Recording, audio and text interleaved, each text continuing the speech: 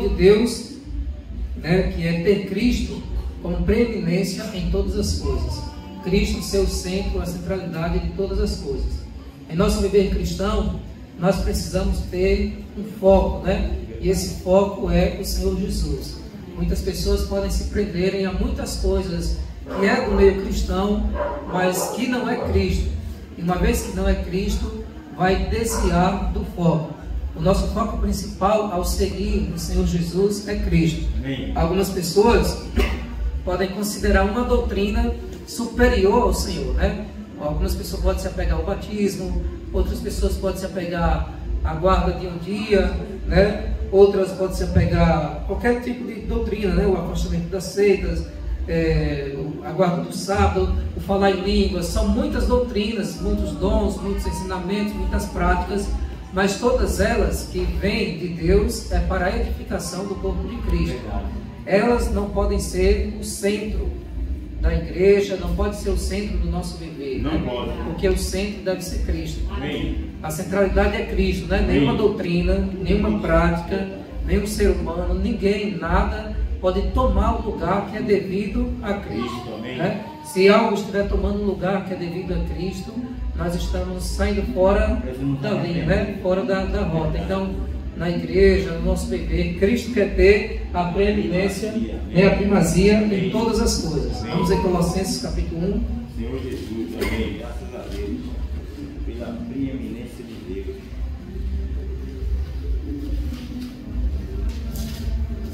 Colossenses 1.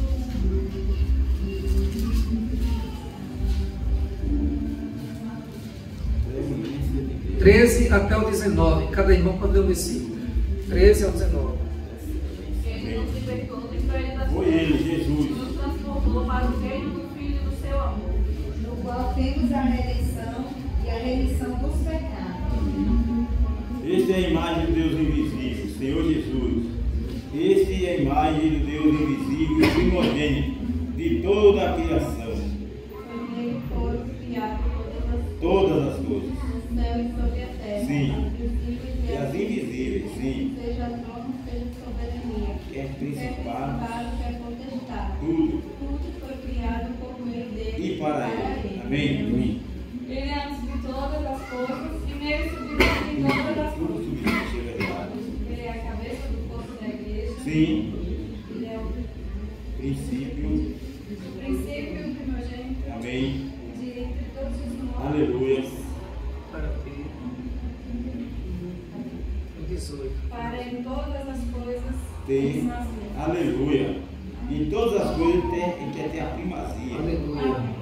Porque Deus achou por bem que nele residisse toda a plenitude. Sim. Então aqui, irmãos, nós vemos que Cristo, ele é o centro, né? Amém. Primogênito da criação. Verdade. Nele todas as coisas foram criadas, nos céus, no tronos, né? Tudo foi criado por meio dele, para ele. Ele é antes de todas as coisas. Nele tudo subsiste. Ele é o cabeça da igreja. Então toda a plenitude reside em Cristo. Então o Senhor Jesus, ele é o centro da obra de Deus, né? O Senhor Jesus é o centro da obra de Deus. Não é um homem, não é uma prática, não é uma doutrina. É o próprio Cristo que é o centro. Sim, amém. Por isso toda a nossa atenção deve estar voltada para Ele. Então, antes mesmo de fundar o mundo, Deus já tinha o seu plano eterno. Sim. E esse plano eterno, ele tem dois propósitos, o que nós vamos ver hoje, né? O primeiro, que todas as coisas possam manifestar a glória de Cristo, para que Cristo possa ter a preeminência em todas as coisas. Preeminência, né? É a prioridade, a superioridade, a centralidade em todas as coisas. E o segundo propósito é fazer com que os homens se tornem semelhantes a Cristo. Então, ter a preeminência em todas as coisas, o primeiro parte do plano eterno de Deus, que Cristo seja o centro, e o segundo aspecto é que o homem se torne semelhante a Cristo, que o homem se torne semelhante a Cristo. Então, Cristo tem a preeminência em todas as coisas, é no universo, né, como nós vemos aqui, em toda a criação, Cristo é o centro, mas também em nós, né? E também em nós, o Senhor Jesus, ele quer trabalhar para que nós tenhamos Cristo como o centro da nossa vida e do nosso viver. E assim, de fato, nós podemos nos tornar semelhantes a Cristo. Então, para que Cristo ele seja de fato o centro do nosso viver e da nossa vida, ele permite que o cristão passe por experiências doces e por experiências amargas, né? O cristão, ele sempre vai passar por isso. Experiências doces, você vê o apóstolo Paulo se regozijando, alegre, né? Orando pelos irmãos, mas teve alguns momentos que o apóstolo Paulo também passou por experiências amargas.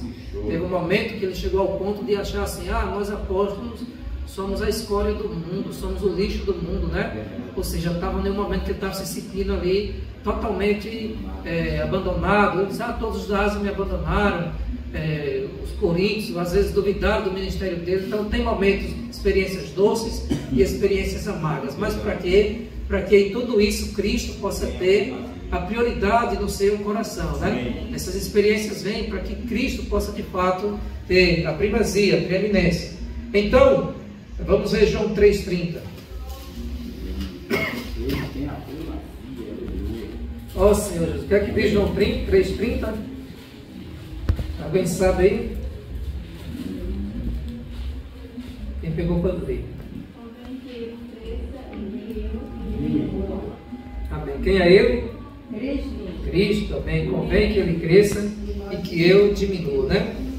Então, o foco realmente de tornar semelhante a Cristo é que quando você se converte, você vem ao Senhor Jesus, as suas vontades, né? O seu viver, de fato,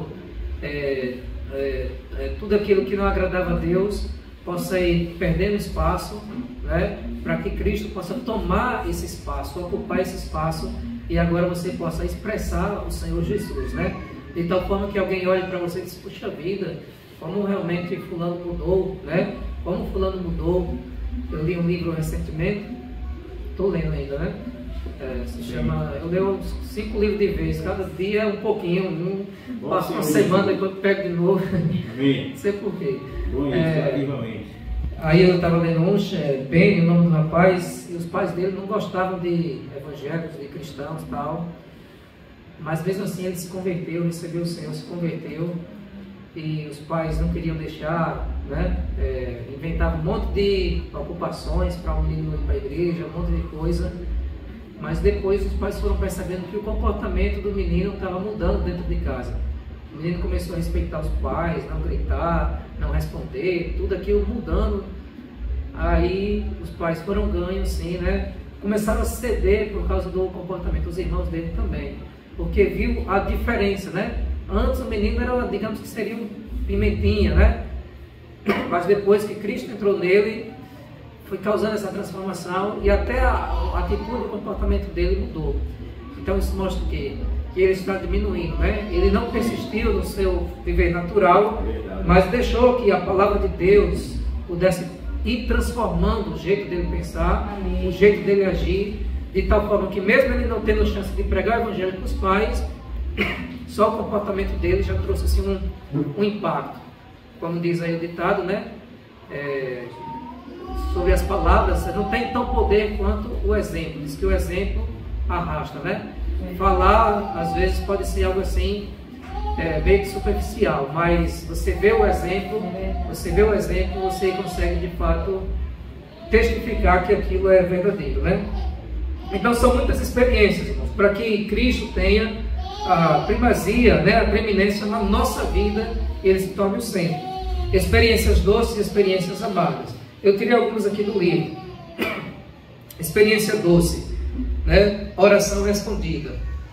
A oração será atendida se o seu alvo for o de deixar que Cristo tenha o primeiro lugar em todas as coisas. Sim. Então não é aquela oração para nossa satisfação própria, mas é uma oração que você vê o desejo, a vontade de Deus, amém, onde ele vai ter a primazia. Verdade.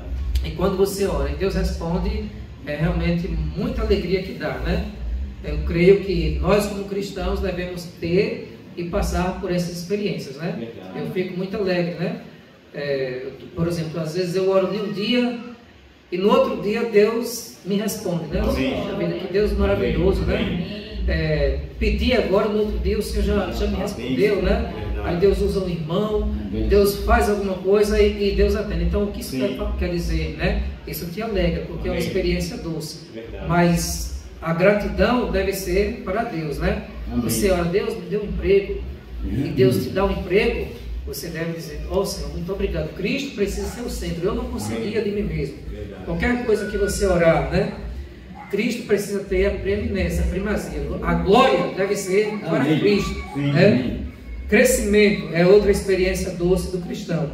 O crescimento é uma experiência doce. Devemos ser como crianças, mas não permanecer crianças. Verdade. Devemos ser como crianças,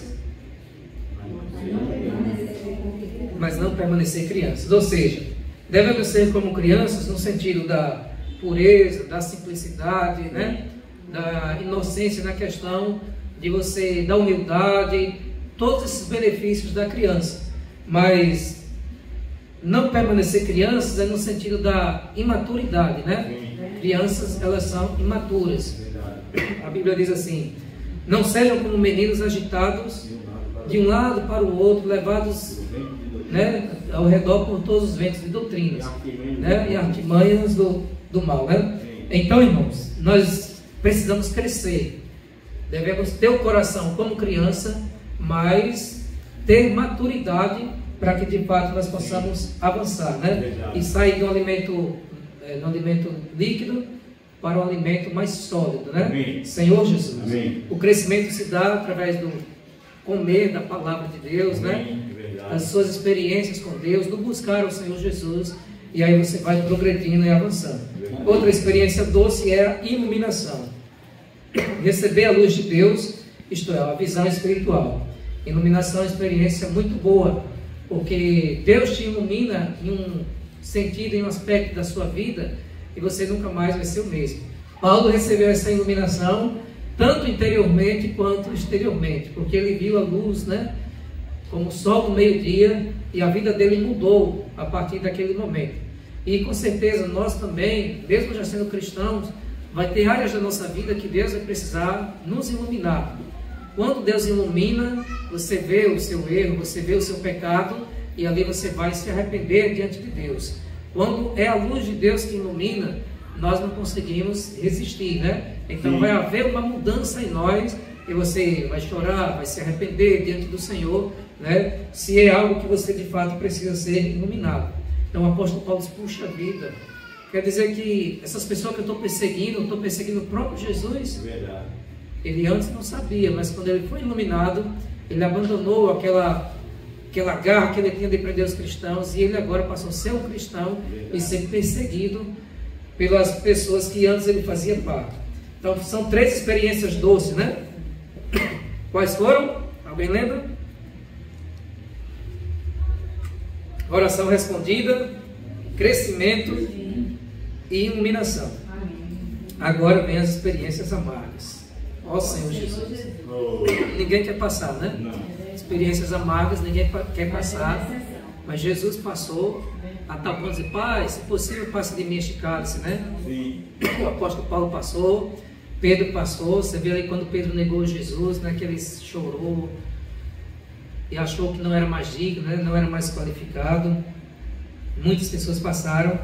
Jó passou, e você, eu, né, nós não somos diferentes, irmãos. Nós também precisamos passar por experiências amargas. Então aqui o irmão Atmani, ele traz 3 experiências amargas. A primeira é as perdas materiais.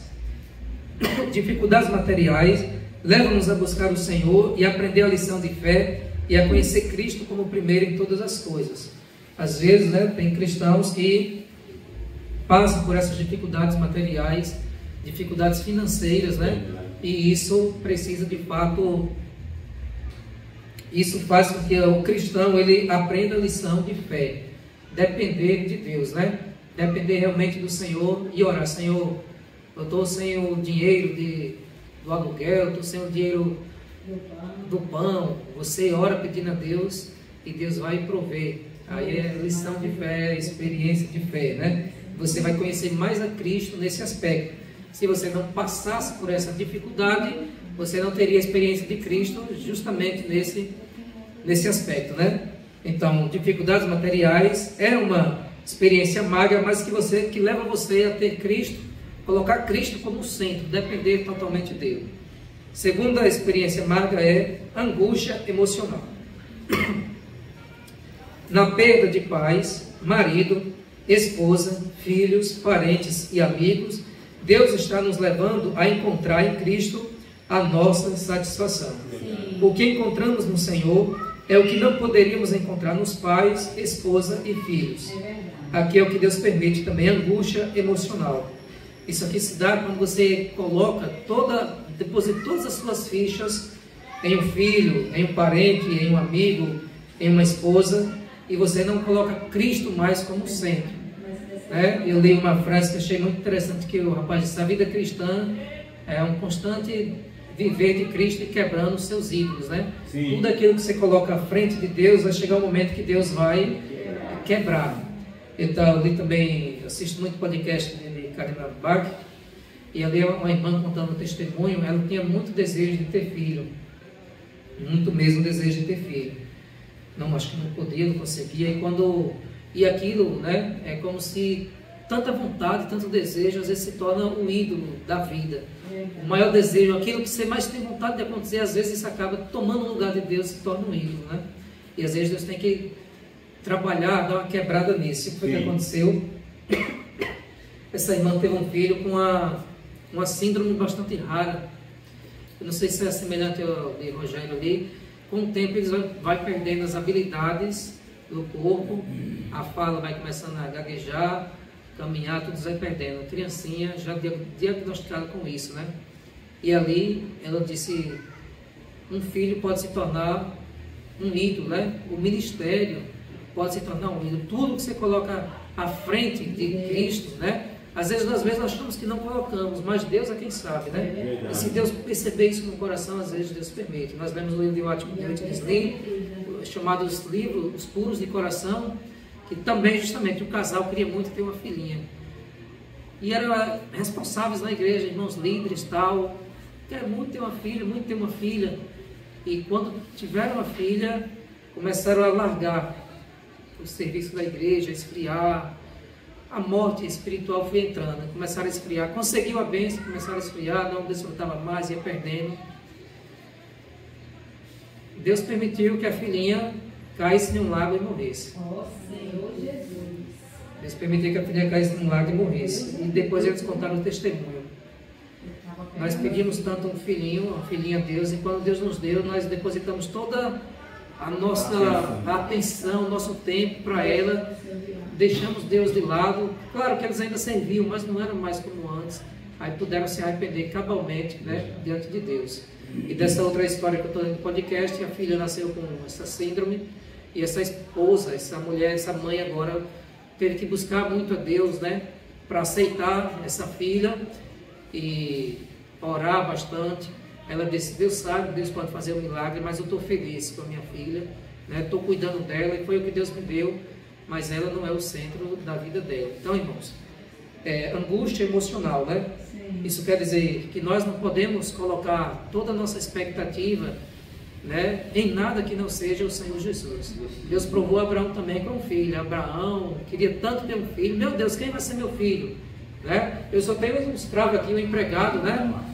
Damasceno Eleazar, se não me engano. Né? Deus disse que eu vou ser pai de multidões, de grande nação. Eu não tenho nenhum filho, como é que eu vou ter descendência? E quando Abraão não tinha mais força, já estava idoso, velhinho ali, para provar que não é a força do homem, não é como o homem quer e a hora que o homem quer, Deus foi lá e deu um filho, né? Mas quando Deus deu o Isaac, o que foi que Deus fez? Vai sacrificar. Pega seu filho, você vai matar ele, vai sacrificar ele por mim, para ver se o coração de Abraão ia estar no filho, ia estar no ídolo, e se Isaac ia se tornar um ídolo, né? Mas que fé de Abraão, né? Lembra de Jó: Deus me deu, Deus tomou, bendito seja o nome do Senhor. Abraão subiu o monte com o filho, amarrou o filho lá, e quando já ia sacrificando, aí Deus: não, Abraão, já vi seu coração mesmo, não precisa matar o cordeiro apareceu. Cristo apareceu. Ó Senhor Jesus, Amém. Cristo apareceu, o cordeiro, né? Amém. Você está disposto, né, a largar seu ídolo, né? Cristo apareceu Se com Deus o poder de pedir, Deus. Senhor Jesus, então realmente é muito forte. Tudo aquilo que prende o meu coração, claro, quando Deus me iluminar, né? Não é como se ela está desfrutando porque uma pessoa me pediu tal, né? porque aí não vai ser a iluminação de Deus. Mas, como eu também discuti a semana passada sobre um aspecto da minha vida, quando Deus me iluminar e for a iluminação de Deus, aí de fato eu preciso me arrepender, né? Para ir para o centro da vontade de Deus. Aí Deus vai ver se meu coração está, né, digamos, em algum vício, em alguma prática, em alguma doutrina, em algo, né? Ou está exatamente nele. Se eu for capaz de me libertar e deixar isso por Cristo, Cristo está sendo o centro. Se isso for o detentor de minha felicidade e eu achar que eu não consigo viver, aí isso, Cristo não está sendo o centro. E quantas vezes nós vemos em filmes, né, que também retrata a realidade. Filhos às vezes perdem, né? A gente visitou uma família também. Filhos às vezes perdem os pais e não tem mais vida, né? Perdeu os pais e não tem mais vida. Como quem a vida paralisou, não consegue mais nunca avançar e fica preso ao passado. Por quê? Claro, os pais nós devemos honrar, a Bíblia mesmo nos mostra, né? Mas a gente vê famílias que os pais se tornaram um ídolo, os pais morreram, acabou o sentido da vida dela, ela não consegue mais desfrutar, avançar, né? Ou os pais, os filhos, né? Que Deus o livre, acontece uma tragédia, também não consegue avançar. Irmãos, Jesus disse, com todo respeito, né? Quem não deixar pai, mãe, por amor de mim, não é digno de mim. Devemos amar muito e honrar, mas minha mãe e meu pai não pode ser o meu Deus, né? Não pode. Meus irmãos, meus amigos, né? Esposa, entre vocês, nenhum pode tomar o lugar de Deus, né?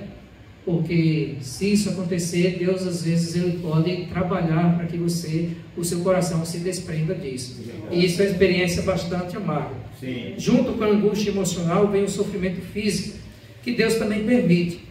Aí aqui o Antimoniero traz alguns pontos. Por que Deus permite angústia emocional e sofrimento físico? Ele elenca alguns pontos aqui. Sofrimentos físicos também está relacionado a doença, a alguma fraqueza, né? Primeiro, Deus permite a fim de que nós possamos orar. Às vezes está tudo bem, né? Claro, nós oramos. Outras vezes, às vezes você diminui mais a oração. Se o sapato não aperta, você ora, né? Naquela rotina e tal. Mas se o sapato apertar demais, meu irmão, aí agora você vai orar muito mais. Então, às vezes Deus permite que as experiências amargas venham para que você possa ter Cristo como preeminência. Você vai orar, Senhor, dependo de Ti, eu preciso que o Senhor age nessa situação. Você vai buscar mais a Deus em oração. Amém. Deus também permite angústias emocionais e sofrimento físico para nós aprendermos a vigiar. Às vezes Deus quer que nós passemos a vigiar em um sentido, em um aspecto da nossa vida. Nós não estamos vigiando e Ele permite, né, uma bomba, Ele permite algo para que você passe agora a reconsiderar e vigiar, né? Sim, amém. Terceira coisa, Deus permite angústias emocionais e sofrimentos físicos a fim de que nós tomemos conhecimento do Senhor, porque na hora da dor você vai conhecer mais de Deus, vai buscar na palavra e você vai ter mais experiências com Deus. Verdade. Quarto, resolver problemas dos pecados. Às vezes está tendo um pecado em sua vida e Deus também permite, né, algum sofrimento, alguma angústia para que você possa largar esse pecado, né? Quinto, Deus permite angústia emocional e sofrimento físico para esperarmos na quietude, ou seja, descansarmos no Senhor, né? Às vezes nós queremos as coisas em cima da hora, do nosso tempo. Deus às vezes permite para nós aprendermos a esperar na quietude. Verdade. Sexto, a perceber como Deus envia a sua palavra para nos curar. Porque nesse momento você vai buscar a palavra, e ali tem versículos que é como se fosse um consolo para a sua alma, como se fosse um remédio, né? Você está passando por algo, você lê aquela palavra e você é encorajado. Não é isso que a palavra de Deus nos encoraja. Tem muitas porções aqui que te reanima, que dá força, que dá ânimo. Sétimo, a discernir como Deus usa os sofrimentos, angústia emocional e sofrimento físico, para nos tornar vasos úteis. Às vezes é por meio disso que Deus vai te fortificando, te aperfeiçoando, para que você possa se tornar vaso útil. Verdade. Uma pessoa que não passa por muitas experiências amargas, às vezes ela não tem como ajudar outras pessoas, né? Aquele que passa por um sofrimento, digamos, né? Digamos que o irmão passe, né? Passe por alguma depressão, né? Fisiológica, sem ser espiritual, uma depressão no sentido de você estar aquela angústia, aquela perturbação, e você consegue com ajuda de profissional e também diante do Senhor, buscando o Senhor, você, na sua experiência ali, você vai aprendendo, cada dia mais você vai aprendendo. Então, você passou por esse vale que Deus permitiu, lá na frente Deus vai te usar, justamente você que passou, para ajudar outros que vai passar, né? Você é o mais qualificado, especializado para ajudar. A sua maior dor vai se tornar o seu ministério. Deus vai te ajudar naquilo que você mais foi ferido. Então Deus permite de fato isso, para que você seja usado naquilo que você vai sendo aperfeiçoado, né? Sim. Aí tem pessoas que já passou por isso. Esses dias mesmo eu comprei um livro de um rapaz que passou por isso, né? Ele tinha muitas crises de ansiedade, muitas coisas assim. Ele se recebeu ajuda profissional e também na palavra de Deus escreveu um e-book com muitos passos, com muitas dicas. Ou seja, ele agora está sendo usado para ajudar pessoas que estão passando coisas que ele já passou lá atrás. Então está se tornando um vaso útil para a edificação de muitas pessoas. Oitavo, Deus permite a angústia emocional e o sofrimento físico a fim de nós compreendermos que a santidade também pura. Aqui também está relacionado ao pecado, né? Se tivermos um viver impuro, de impureza, às vezes Deus permite, né, sofrimento físico, angústia emocional, para que nós possamos nos santificar mais. E nono, experimentar o poder da ressurreição do Senhor para vencer nossa fraqueza, enfermidade e morte. Isso aqui quando você está já no fundo do poço, né, sem nenhuma esperança, no fundo ali da lama, e você em oração, buscando a Deus, é como se Deus te desse esse poder de ressurreição. Aquela árvore seca começa a florescer, né? A árvore cortada começa a florescer, ou seja, quando você pensava que não tinha mais saída, não tinha mais jeito, Deus vai lá, pelo poder da ressurreição, amém, e te levanta, né? Nosso Senhor Jesus. Então, essas coisas são para que nós possamos colocar Cristo, irmãos, experiências doces e amargas, nós possamos colocar Cristo como centro da nossa vida. Como se Deus não se conformasse em ver você colocando outras coisas como centro da sua vida, né? Como já são gosta de desfrutar, o celular, são muitas coisas, muitas atrações. Cada um tem o seu nível de cobiça, né? Que pode atrapalhar a nossa busca a Deus. Então, eu preciso examinar a mim mesmo e saber, né, o que está me atrapalhando para que eu possa resolver esse Cristo. Precisa ser o centro do meu coração, dos meus pensamentos, né? Aquilo em que mais nós nos concentramos, geralmente isso é o nosso Deus, né? Então, nós precisamos de fato colocar Cristo como prioridade. Cristo tem que ter, o tempo já está passando, Cristo tem que ter a preeminência na nossa obra. Muitos trabalham para Deus, mas não servem. Ou seja, muitos às vezes fazem o serviço de Deus. Isso é mais relacionado a quem tem serviço, né, na igreja. Trabalham para Deus, mas não servem. De fato, nós precisamos trabalhar para Deus, mas com o coração de servir. Amém. E não fazer por fazer, né? Vou limpar o local aqui porque tem que limpar, mas como se fosse algo leviano. Não. Trabalhar para Deus como se nós estivéssemos servindo. Estou fazendo isso aqui para Deus, né? Amém. Eu não estou fazendo esse serviço para Givaldo, nem para Cristina. Eu estou fazendo para Deus, né? Vocês vão às reuniões, para Deus, né? Quando você se desloca aí a um povoado, vai na serradinha, tudo que você faz, você toca, é para Deus, né? Então, se eu não estiver concentrado no meu serviço, dizendo ali, eu estou adorando a Deus, eu estou fazendo para Deus, aí nós podemos trabalhar para Deus e não estar servindo.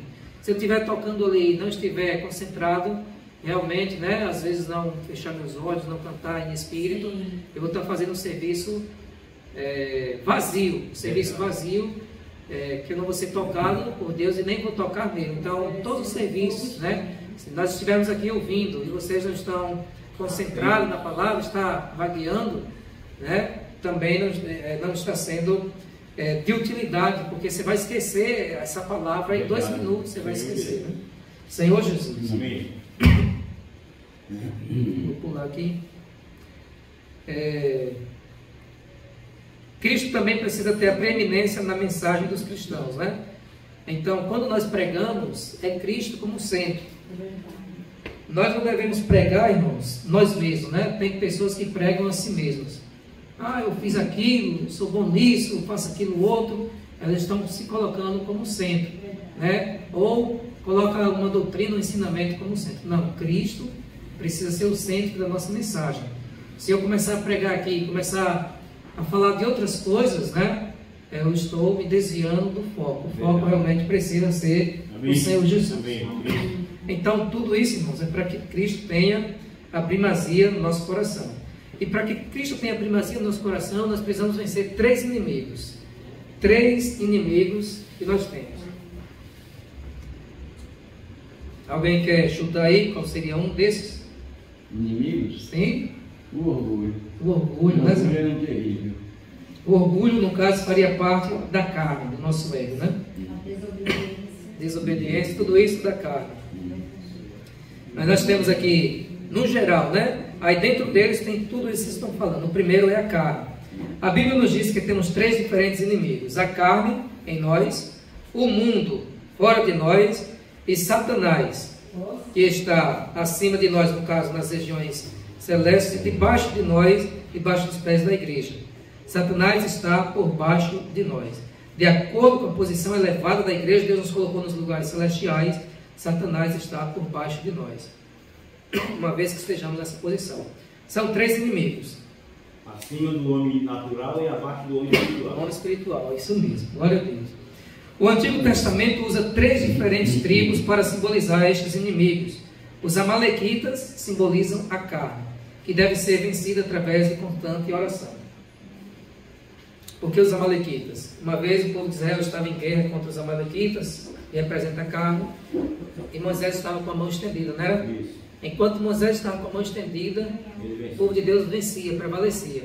Quando baixava a mão, que cansava, a lei da gravidade não deixa você ficar aqui muitos dias, ou muitas horas, muitas horas, então vai baixando, né? Aí uma pessoa aí, acho que não sei se era Josué, e ajudava a levantar.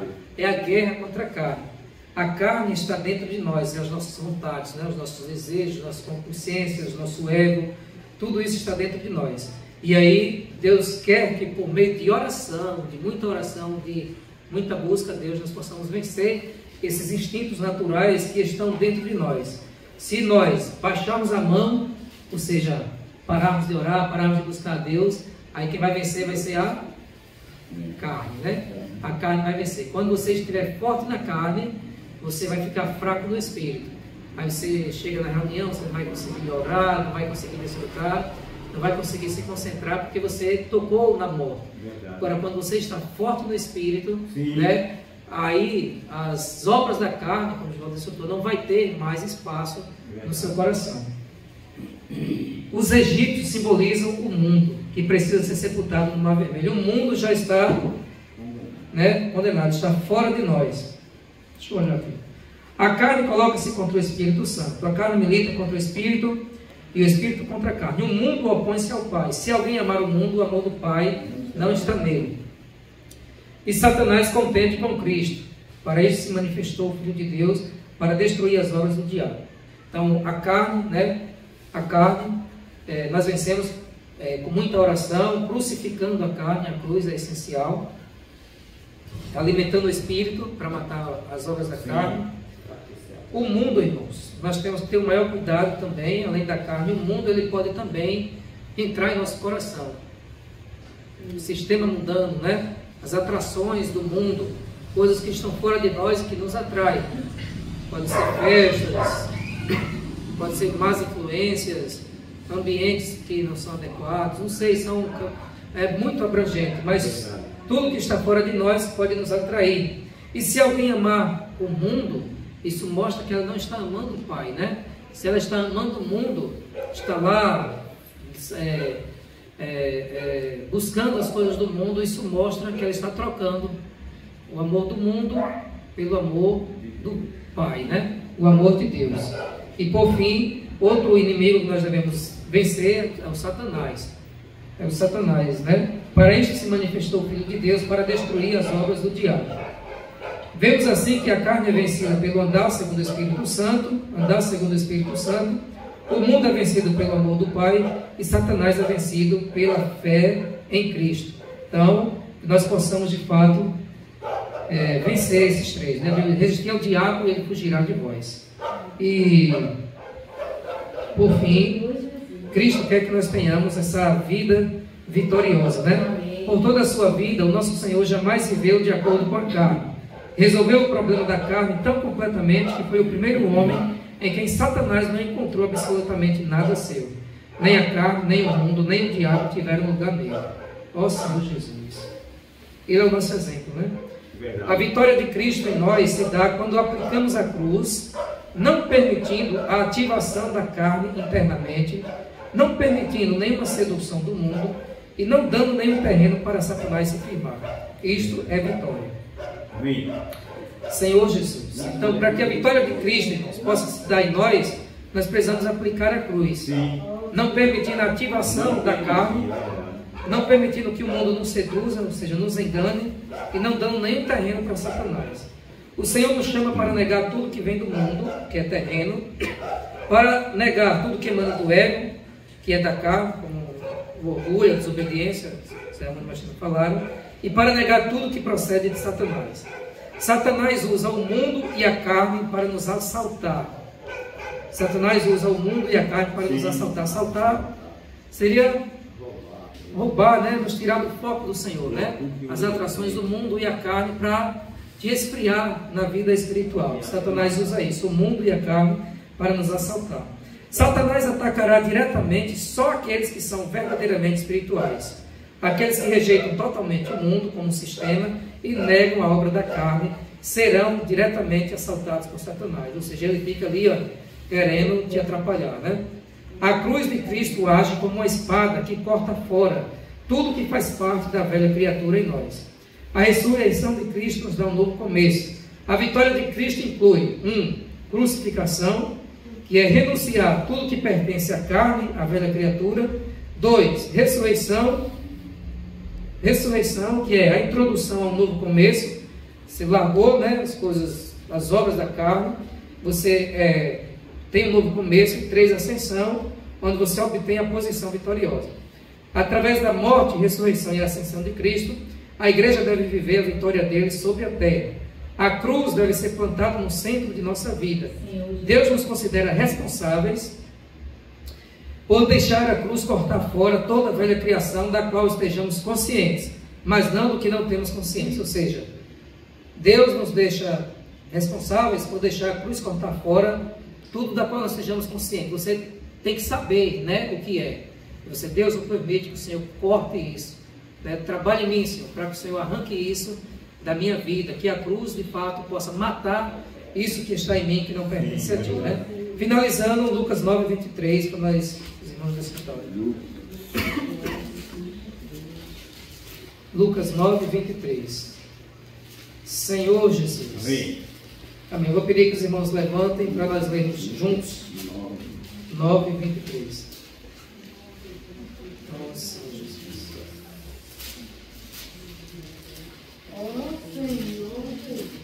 Eu não sei se minha versão vai estar igual. Vamos em pé? Amém. Lucas 9:23. Aleluia. Senhor Jesus. Amém. Amém. Senhor Jesus. Vocês estão na versão revista atualizada, podem começar. Amém. Se alguém quer vir após mim, a si mesmo se negue. Dia conosco. E após ti. Amém. Agora vocês vão ler um para o outro. Amém. Sim. Amém. Dizia a todos. Amém. Amém. Dizia a todos. Amém. Dizia a todos. Amém. Amém. Senhor Jesus, se alguém quer vir após mim, a si mesmo se negue. Dia a dia tome a sua cruz e